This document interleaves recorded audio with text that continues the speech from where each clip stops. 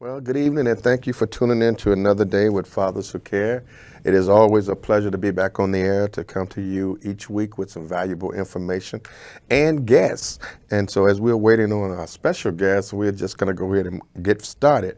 We know we got a little bit behind time, so just charge it to our heads and not our hearts. But this evening, we're going to talk about some things that's going on at Fathers Who Care. Particularly, we have with us tonight our Vice President of the West Garfield Park Youth Council. President, I'm sorry. I stand to be corrected. We have our president of the West Garfield Park Youth Council, and she's going to share with us some of the good things that's going on with the young people on the west side of Chicago. Is that fair? Yes.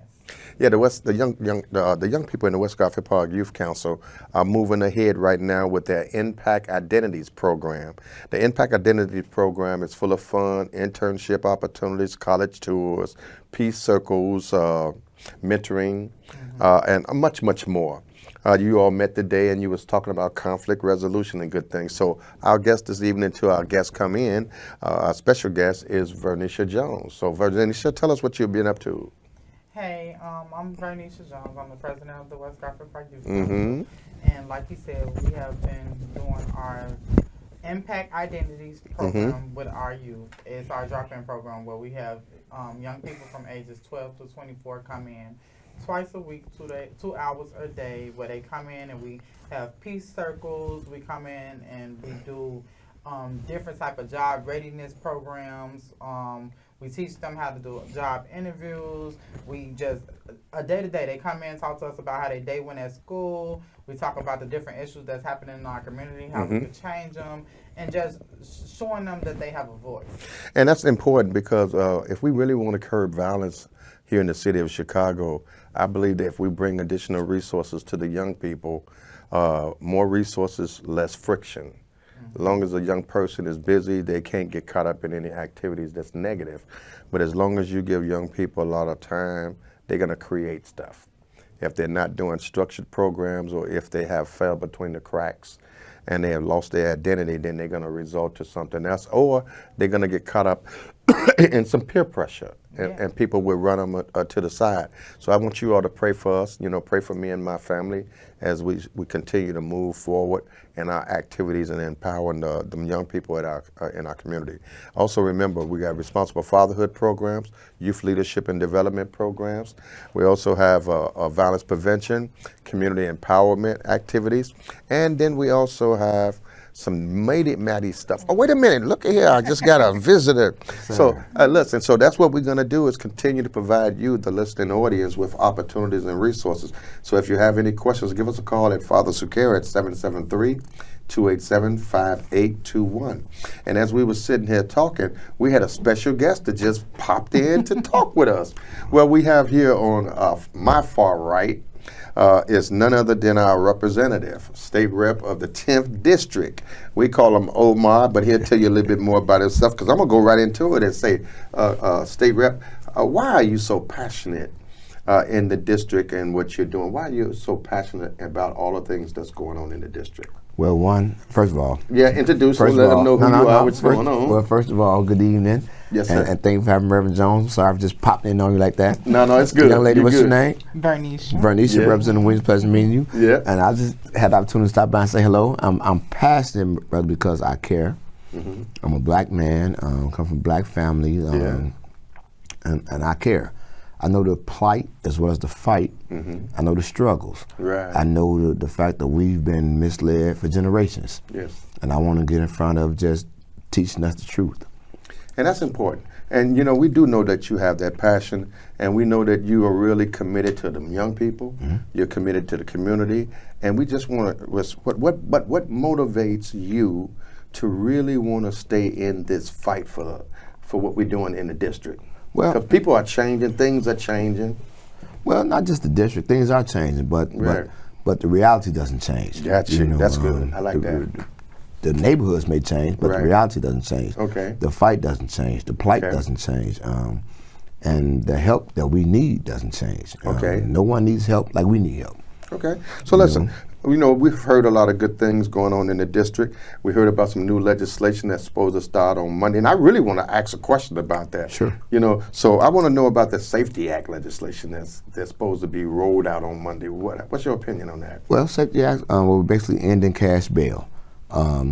Not only for legislative purposes. I have to be honest, because when I talk, Vernice and Reverend Jones, I like to be honest. You always have been. Initially, I wasn't in favor of the Safety Act because I'm in favor, but I just had concerns because my thing is that I always felt like, and I'll still say this, it's not necessarily the cash bond that's the issue. It's always been the ones who set the bond. It's the issue. Okay. So even now, we have no cash bond. I worry about those who generally may find themselves in an unfortunate situation in front of the courts, in front of the court of law, who family may be prepared to bond them out, and the judge may deny them bond. So those always are my issues and my concern. Even when the Safety Act was being rolled on and prepared, and we were arguing back and forth about it, because the Safety Act comes from the Legislative Black Caucus. Right. And I wasn't always in favor of initially, but we'll see. And one thing I also was concerned about is that I like to define myself as a realistic. I represent East and West Garfield, which is majority of the ward, but it's also Wicker Park, River West, and Ranch Triangle. So I worry about things like, and this is a huge, genuine concern, I worry about things like something like this, man. A young man who has an ex-girlfriend, and every time he moved on, got a new young lady, a new family, a new woman in his life, but every time he sees her, he jumps on her. And this is reality. So now she decides to press charges, get him locked up, and now he's back out. So I worry about the fear of young women in the district, because that's a reality that we don't want to realize that happens in the black community all the time. Right. This is an unfortunate situation, but it does happen. Right. So those are one of my concerns. And my other concern is that sometimes, you get judges who will see a young man who unfortunately became a convicted felon because the laws generally were bad at 18 years old, right? Because he got caught with a gun. Not that he shot the gun, but 20 years ago, we didn't have concealed carry. So we had young men who would carry a firearm, may have a valid FOID card, but didn't have the right to be carrying a gun outside of their home, and may not even been aware of the law, but become a convicted felon. So now that same young man who became a convicted felon at 18, 20 years old, then lived a productive life, got a family, working. Now, at 42, 45, he get caught again carrying a firearm, right? Not that he shot it, not that he harmed anybody, but just simply needed for protection because he may fear for his life, or just living in a rough neighborhood community, or living in Lawndale. Yeah, you know what I'm saying? Which is what they do now. Which is what they do now. Just don't want to hurt nobody, but don't nobody hurt them either. Right. So now the police pull him over. We don't even talk about the fact the police didn't even have proper cause to pull him over, but they pull him over, right? And finally he got a gun. So he's a convicted felon with a gun, locks him up. Now this is from 20 to 42 years old. He stayed out of trouble. Now the judge may be, he goes in front of the presiding judge, and the judge may say, well, hey, next person come in front of this case, we get a gun case, no bond. So now the young man come in front of the courts and has no bond, and his family is like, well, wait a minute. This is my husband. He's the head of our household. He's my father. He's a dad. We prepared to bond him out. So now the judge decides no bond. He sits in court 30 days to the next court hearing, and he's going to lose everything. So the Safety Act isn't perfect, and I understand the goals of it because we felt like the ramifications of that. People were locked up for the minute things, or who people should have been home with a small amount of bond. But my thing has always been, it's not necessarily been the bond that's the problem, it's the people who setting the bonds. Okay. You think about, not because I'm sorry. Go ahead. You think about the young lady who, this is a very unfortunate situation, the young lady out south in the restaurant, but we don't know what transpired between her and the gentleman, but we clearly see the gentleman punching on her and beating on her like that, right? Mm-hmm. And she brought her son in, text her son, they say we wasn't there. Her son came and fired at the young man, unfortunately taking his life, right? But look at the amount of bond they set for that young lady who has no criminal background record. millions of dollar bond for no record. That's the problem. So it's not always, it's the judges who the problem. Okay. You set these high bonds with no reality to it. Okay. You know, so now I wasn't there to say what happened and what transpired. We just saw the young man punching on her. I know he has a family and she has a family as well. But the fact of the matter is, someone lost their life. Right. We're not denying that fact. It's Right. very unfortunate. But the fact of the matter remains is that the bond should not have been set that high. Okay. So the act is trying to be more conscientious, if you will, about folks who can afford certain bonds and those who can't. Right. Though that's the whole goal. Is not that. Well, the goal is not to have people who locked up who should be out on bond, should release on their own recognizance. Okay. But, Right. But it's not perfect, and hopefully Chairman Slaughter will make some adjustments to it need be. Okay. But that's why initially I wasn't in favor of it. But Okay. So tell us what's the duties of a state rep? well, I'll tell you what, man. You know, in the city of Chicago, everybody knows the alderman. The alderman gets beat up and blamed for everything. But I tell people all the time, you generally should know who your state rep is. You should be politically engaged, at least have an idea who your state rep is, because what we do, we write the laws. We change the laws for the entire state of Illinois. And sometimes we don't even aware the laws are being made or changed until it's too late. Okay. So the aldermen are a municipality. They govern the city. We write laws that impact and affect the entire state of Illinois. Okay. So you all should know who your state representative is and what they're doing, and ask simple questions. What are you all working on? What laws are coming up? Is there anything we concern? What are you doing for the community? And we may not have a fast impact as fast as the aldermen can have, but we write the laws for the state of Illinois. And possibly a longer impact. And even longer, greater impact. Yeah. So tell us, what is the state budget, and what are the resources? What kind of resources have been increased or on the line items in the budget? Well, What's the budget first? Now I'm disappointed to tell you this part, Reverend Jones. I don't know the state budget. Okay. I'm sorry. I don't sit on the budget team. I chair prescription drugs, pharmaceutical affordability. Okay. So I don't know everything. Okay. But I don't want to mislead anybody or you either. Now, had you gave me that question beforehand or before I popped up, I would. Yeah, no problem. Don't sweat that. Don't sweat that. But no, I will get back to you with that. But Right. the budget is enormous. You know, Okay. it's in great amounts, and I'm sorry. I'm disappointed. I don't know the answer to that one. But don't worry about it. So, but tell me now, but has any resources? I do know that with this thing called ARPA, I do a lot of resources have been coming into the community, particularly on this violence prevention initiative, right? So are they working? Well, it depends on who you ask. Okay. On my side, it's working. Is there room for improvement? Absolutely. Do I think? I have I'm going to work back on in Springfield, starting the veto session. I'm going to work on another form of violence prevention funding. Is that I think personally, we have to take some of that funding and put into the homes.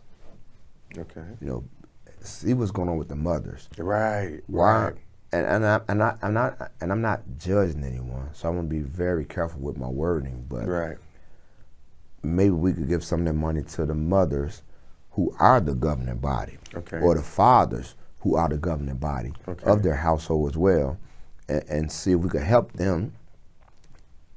Maybe just know the actions and whereabouts of their children. Okay. Okay. The violence prevention work, yeah, it does work, but it also works after the fact. We have to get in front of before the fact. Okay. And I like to say this, but it's honest God truth. As I love black people, I care about black people. So we have to learn to get at the front. We have to learn to be at the train station before the train comes. Okay. Not be at the train station when the train has already left, and now we want to march. Okay. That's the wrong path. So with that violence prevention funding, we have to see how we can take some of that funding and get in front of these homes. And how can we help? Okay. How can we help whoever's the head of the household, whether it be a mother, single mom, father? How can we help? And can this help? Because The children are running a little rampant right now. And some of the children, it is what it is. They're running a little rampant right now. And it's unfortunate, and it's also starting to be scary. But some mothers, Lord have mercy, and some fathers are head of household. So sometimes you discipline your child and want the best for your child, but you also got to go to work 3 to 11 to keep the lights on, keep the mortgage paid, keep the rent paid, or 11 to 7. So now as children become 15, 17-year-olds, they know that. They know the dad's gone, or they know the mom's gone. So now they want to use this idle mind to run rampant. You know, so maybe we can take some of that violence prevention money and see how we can get in the households and help. Okay. You know, is violence prevention working? It does work. Okay. But the fact of the matter remains is that it still works after the fact. Right. So we have to get in front of the facts. Okay. We have to learn, we have to use that money to convince young men that, hey man, there's nothing wrong with talking to someone. There's nothing wrong with talking it out. Guns are not cool. Guns are not cool by no means. Taking someone's life who look like you isn't cool. Taking someone's life over some Facebook so-called beef makes no sense. And or some gym shoes. Or definitely stealing. I'm never a fan of stealing, period. Stealing and robbing is no hustle. And I pray that anyone out who's listening, stealing and robbing is no hustle. It's a fast track to self-destruction. And it's just a matter of time before you get caught and ruin your life. Wow. Well, thank you for that. Because that's what we've been really working feverishly. But, you know, we found that, you know, you can push all that you can to some of these young folks, but they get out here and get caught up in these peer groups with the idle mind you just referenced. So how can we continue to bring additional resources and opportunities for these young people to get them involved? Well, the business community has to help, and we have to advocate for jobs. But we also have to teach them that it isn't anything wrong with working a job. Jobs are cool. Jobs allow you to make your own money. Jobs allow you to save your own money. Jobs allow you to do things for yourself. You want to buy your latest Jordan? Work your job. When I was a young man, I enjoyed working. I worked at Jewel. Used to be a Jewel on Grand and Costner. I don't know if you all remember that. I do. It was Grand. It was Jewel. It might be for your time. That's okay. It's okay. That's all right. But we remember. I remember. Yeah. But it was a great job. Yeah. It was paying $4.25 an hour. We got paid every week, and it kept you out of trouble. Yeah. And you're warm. You're warm in the wintertime. You're cool in the summertime because they had air conditioning. It was a great opportunity. So, Rep, they're saying that we got a few minutes or a minute or so. Give them your information of where your office is at, in case folks want to call you. Please do call me. My name is Jawahario Omar Williams. I'm the 10th District State Representative. My address is 2532 West Warren. The phone number is 312-265-1019. I also work with Alderman Burnett. We have Ward Night every Thursday on Western and Madison from 7 to 9. I'm accessible. If you you can come meet me. You can come meet the alderman. He is my committeeman as well. And if you have a block club party and you say, hey, I ain't never met the rep. People always say, well, I ain't never met you. Reach out and tell me. We'll be there. Absolutely. You know, I can't do it all on my own, even though I try and I strive to do a good thing. But reach out to me and help us as well. You know, like I said, every Thursday we're at Alderman Burnett's office on Western and Madison, right across the street from the McDonald's, right across the street from the Walgreens, right across the street from Pete's. You can't miss us. He's on the west side of Western. You can't miss him. Every Thursday, 7 to 9, unless it's a holiday. And even his office is 312-432-1995. If you call his office, they're very generous, and they'll say, well, if you call and say, well, I'm looking for the rep, they'll give you my number and contact information. So please reach out. So Rep, we want to thank you for coming in. We know you was busy with some other things, but you did make it on out here to show the support to the agency and to what we do. We want to thank you all for tuning in. Remember, we are Fathers Who Care, and we're here to make a difference in the lives of our young people in our community. So give us a call or log in at fatherswhocare.org or 773-287-5821. Anytime you need us, give us a call. We'll see you next week. God bless you. God keep you. Listen, pray for our children. Pray for your children. Pray for our community. Let's do what we can to save some lives and invest back into our community. God bless you and good night. Amen. We'll see you soon. Good night.